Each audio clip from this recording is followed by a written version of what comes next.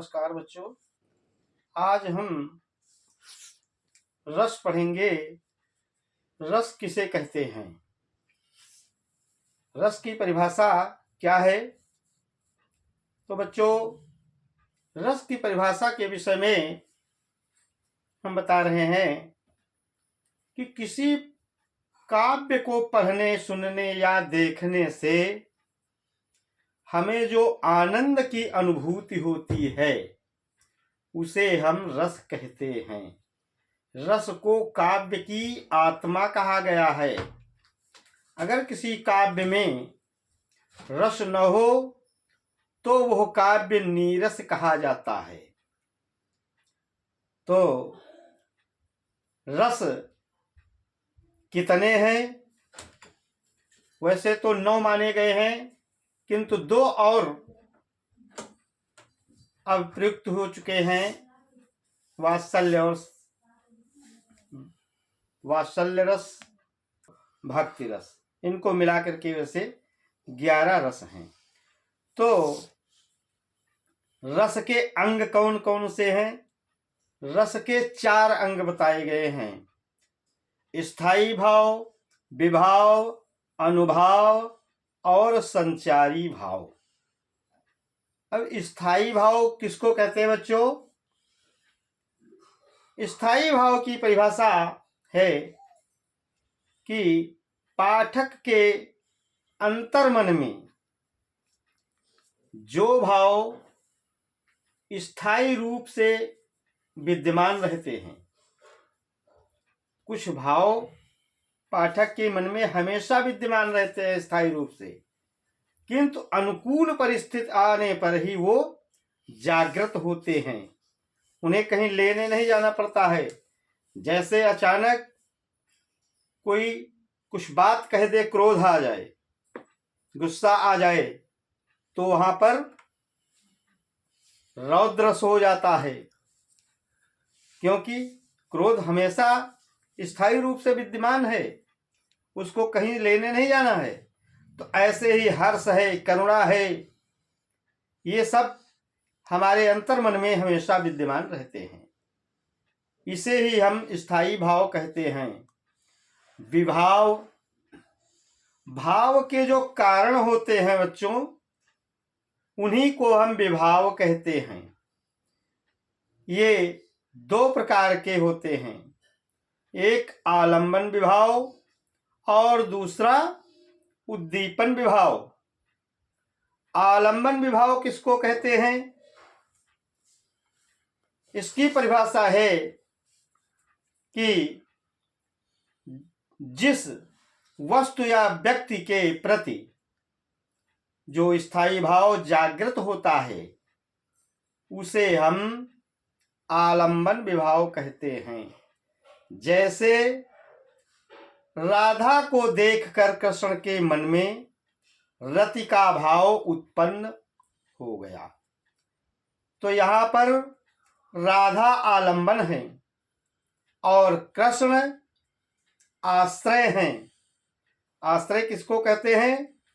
जिसके मन में रति का भाव उत्पन्न होता है उसे आश्रय कहा जाता है। तो यहाँ किसके मन में रति का भाव उत्पन्न हुआ? कृष्ण के मन में। किसको देखकर? राधा को देखकर। इसलिए राधा आलंबन है और कृष्ण आश्रय हैं। अब इसका दूसरा अंग है उद्दीपन विभाव। उद्दीपन विभाव किसको कहते हैं? जिन कारणों से आश्रय के मन में इस जागृत स्थायी भावों को तीव्र या उद्दीप्त करने की क्रिया है, उसे हम उद्दीपन विभाव कहते हैं। और इसके बाद आता है अनुभाव। अनुभाव किसको कहते हैं? भाव के जो पीछे उत्पन्न होता है उसे हम अनुभाव कहते हैं। इसके भी 4 भेद हैं: वाचिक और कायिक, आहार और सात्विक, ये चार अनुभाव के भेद हैं। वाचिक का संबंध वाणी से होता है और कायिक का संबंध शारीरिक चेष्टाओं से होता है। आहार, इसमें मन के अंतर्गत जो वे संरचनाएं अलग अलग होती हैं उसे आहार्य कहते हैं। सात्विक, इसमें हमारा आपका कोई जोर दबाव नहीं होता है, इनमें हमारा कोई बस नहीं चलता है, जैसे स्वेद, पसीना आना, रोमांच, आंसुओं का बहना, प्रलाप, ठहाका मारकर हंसना, ये सब चीजें जो है, कंप, स्तंभ, ये सात्विक विभाव के अंतर्गत आते हैं। अब आता है संचारी भाव।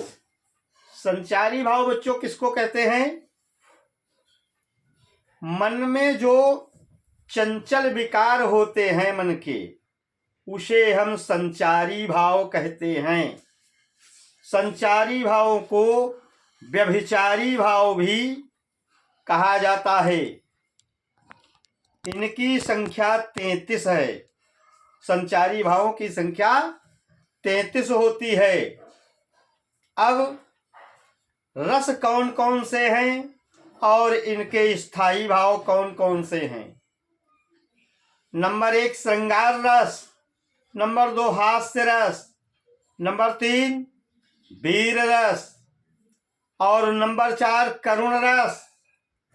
इसके बाद रौद्र रस, बीभत्स रस, अद्भुत रस, शांत रस और वात्सल्य रस, भक्ति रस। इस प्रकार से ये 11 रस हुए। तो सबसे पहले आता है श्रृंगार रस बच्चों। तो श्रृंगार रस का स्थायी भाव क्या है? रति। नायक और नायिका का प्रेम परिपुष्ट जब होता है, वहां पर श्रृंगार रस होता है।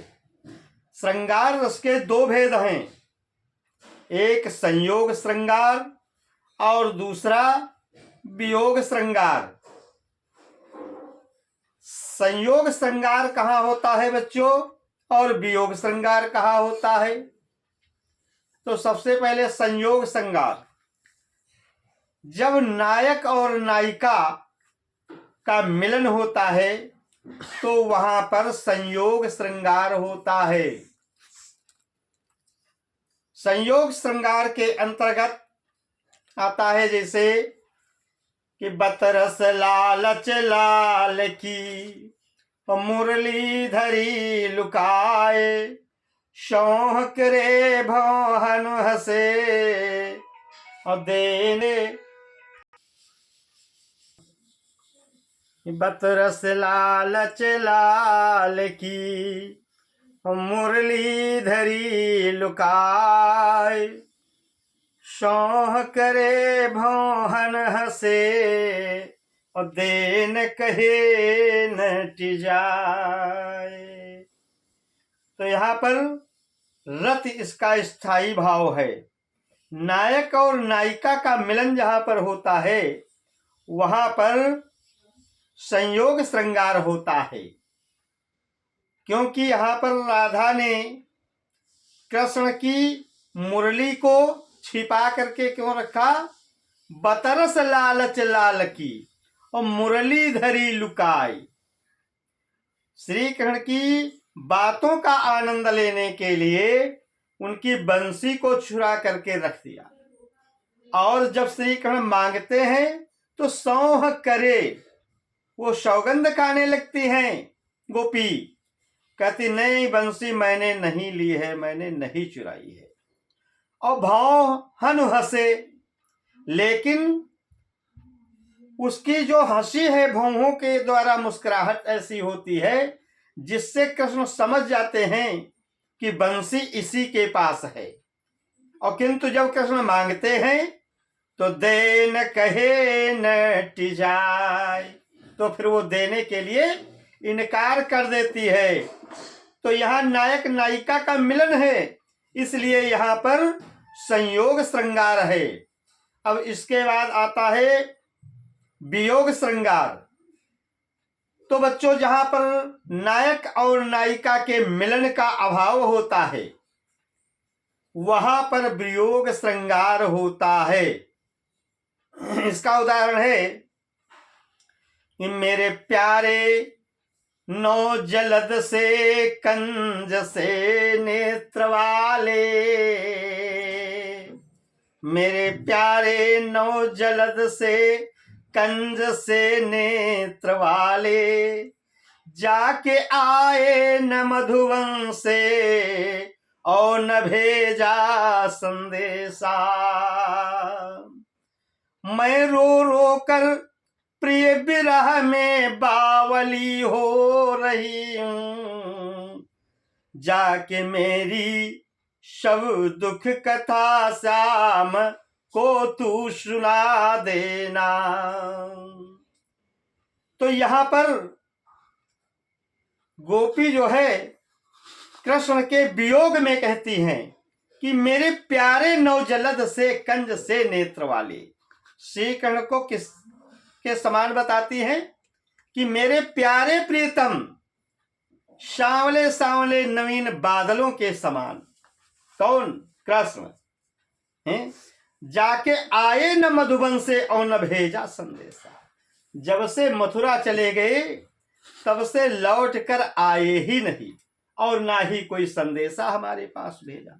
इसलिए मैं प्रियतम के वियोग में रो रो कर बावली हो रही हूं, जाके मेरी सब दुख कथा श्याम को तू सुना दे।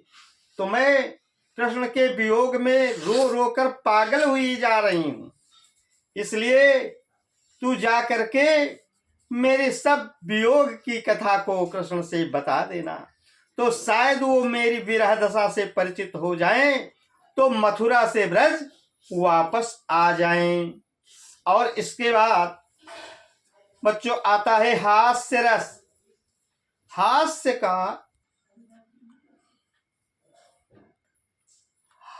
रस इसके बाद आता है।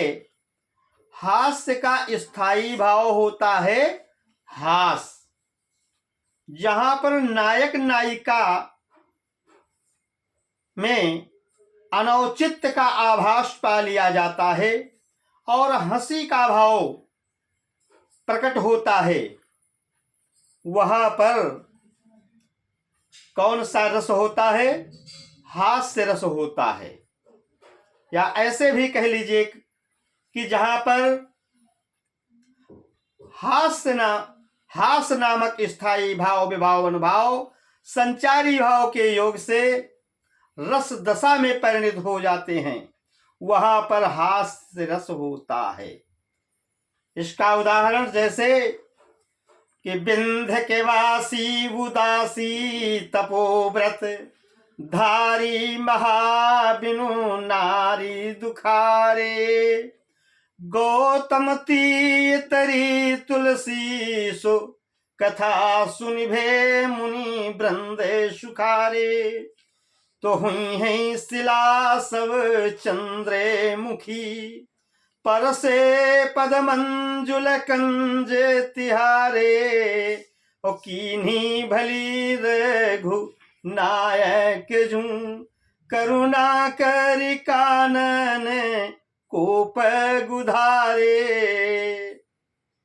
यहाँ पर विंध्याचल पर्वत पर विंध्य प्रदेश के रहने वाले लोग तपस्या में तत्पर हैं, लेकिन राम के वनगमन की बात को सुनकर बड़ा प्रसन्न हो रहे हैं। तो वे इस बात से प्रसन्न नहीं हो रहे हैं कि भगवान राम आएंगे तो हमको उनके दर्शन मिल जाएंगे हैं। दर्शन की लालसा से वो प्रसन्न नहीं हो रहे हैं। प्रसन्न वो क्यों हो रहे हैं कि उनके कोमल चरण कमलों के स्पर्श से विंध्याचल पर्वत की जितनी भी शिलाएं हैं, चट्टानें हैं, वह एक सुंदर स्त्री बन जाएंगी। क्योंकि विंध्याचल के वासी जो हैं वो स्त्रियों के बिना बड़े दुखी हैं, परेशान हैं। तो इसलिए यह सोचकर प्रसन्न हो रहे हैं कि भगवान राम अब आएंगे तो उनके चरण कमलों के स्पर्श से यहाँ की जितनी भी शिलाएं हैं वह सुंदर स्त्री बन जाएंगी। इसलिए वो प्रसन्न हो रहे हैं। कर तो वो तपस्या वैराग्य के लिए हैं, वो वैराग्य के लिए तपस्या कर रहे हैं, लेकिन उनके मन में स्त्री के पाने की प्रसन्नता है कि ये शिलाएं सब सुंदर स्त्री बन जाएंगी। इसलिए वो प्रसन्न हो रहे हैं। तो उनके हृदय में, उनके व्यक्तित्व में असंगति पाई जा रही है। तपस्या वैराग्य के लिए कर रहे हैं, लेकिन प्रसन्न स्त्री के लिए हो रहे हैं। इसलिए यहां पर हास्य रस है। और भी इसका उदाहरण है, जैसे कि जेहि दिस बैठे नारद फूली और सो दिस कन्या बिलो की न भूली। इसके बाद आता है वीर रस। वीर का स्थायी भाव होता है उत्साह। जहां पर उत्साह नामक स्थायी भाव, विभाव, अनुभाव, संचारी भाव के योग से रस दशा को प्राप्त होता है, वहां पर बच्चों वीर रस होता है। जैसे इसका उदाहरण है कि फहरी ध्वजा और भड़की भुजा और बलिदान की ज्वाला उठी और निज मात्र भूमि के मान में चढ़ मुंडों की माला चढ़ी। तो यहां पर वीर रस है, क्योंकि यहां पर मातृभूमि की रक्षा के लिए जो है सब तत्पर हैं। और यहां पर इसका स्थायी भाव उत्साह है। और वीर रस के 4 भेद और हैं: युद्धवीर, दानवीर, दयावीर, धर्मवीर। युद्ध में वीरता दिखाने वाले को युद्धवीर कहते हैं, दया में वीरता दिखाने वाले को दयावीर कहते हैं, और दान में वीरता दिखाने वाले को दानवीर कहा जाता है। और इसके अलावा धर्म में जो वीरता दिखाता है उसे धर्मवीर कहा जाता है। तो ये वीर रस है, इसका स्थायी भाव उत्साह होता है। और भी इसका उदाहरण है कि साज चतुरंग संग अंग में उमंग धारी, सरजा शिवाजी जंग जीतन चलत हैं। यहां पर भी वीर रस की व्युत्पत्ति हो रही है, वीर रस है। और इसके आगे आता है करुण रस। करुण रस, इसका स्थायी भाव शोक होता है। इष्ट वस्तु की हानि, कहने का मतलब प्रिय वस्तु की हानि हो जाना और अप्रिय वस्तु का लाभ, प्रेम पात्र का चिरवियोग, इससे जो हृदय में दुख पैदा होता है, शोक पैदा होता है, उसे ही करुण रस कहा जाता है। जैसे कि शोक विकल सब रो वही रानी, शोक विकल सब रो वही रानी, रूपशील बल तेज बखानी, करहि विलाप अनेक प्रकारा, और परे भूमि तल बारहि बारा। जिस समय राजा दशरथ की मृत्यु हो जाती है उस समय का ये प्रसंग है।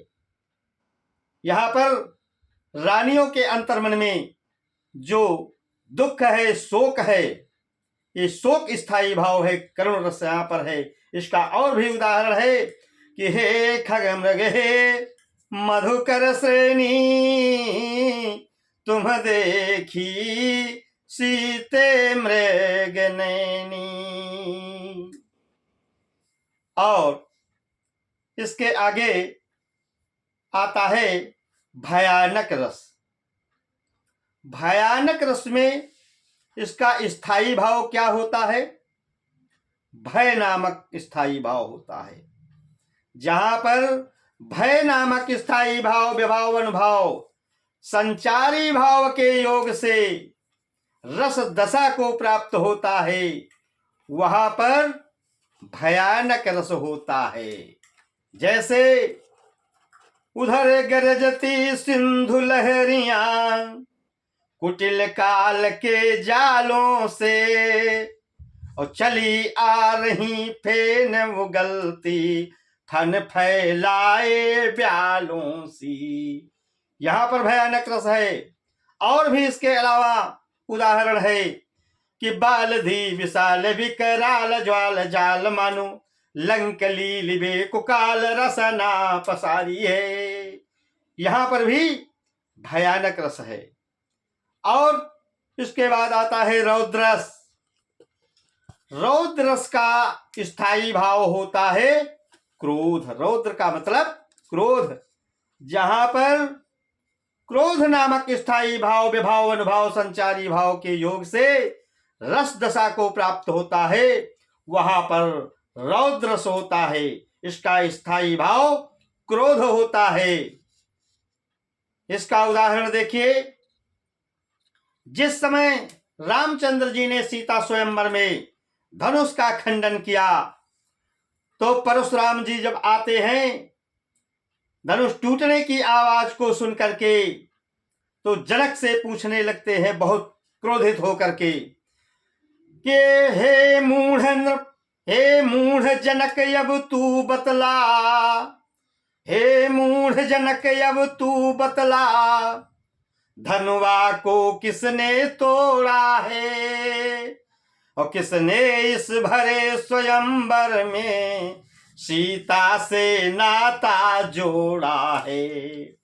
अत्यंत शीघ्र बतला दे तू, वरना चौपट कर डालूंगा, और जितनी भी तेरी धरती है सब उथल पुथल कर डालूंगा।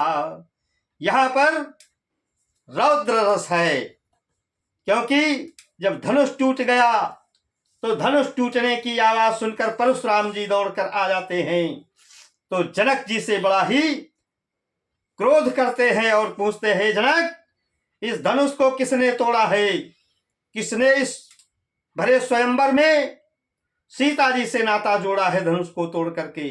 बहुत जल्दी से मुझे बता दो, वरना तुम्हारी जितनी भी धरती है मैं सब चौपट कर डालूंगा, सारी उथल पुथल धरती को कर दूंगा। इसलिए परशुराम जी के क्रोध उत्पन्न होने के कारण यहां पर रौद्र रस है, स्थायी भाव क्रोध है। ठीक बच्चों, शेष रसों के बारे में अगले दिन पढ़ेंगे। धन्यवाद। आप सब लोग हमारे आधुनिक हिंदी ज्ञान सागर चैनल को सब्सक्राइब करें, लाइक करें और अपने साथियों तक पहुंचाने। तो मेरे इस आधुनिक हिंदी ज्ञान सागर चैनल को सब्सक्राइब करें, लाइक करें और अपने दोस्तों तक पहुंचाने का प्रयास करें। इसके अलावा आप इससे संबंधित कोई बात अगर प्रश्न पूछना भी चाहते हैं तो उसे कमेंट के द्वारा पूछ भी सकते हैं। धन्यवाद।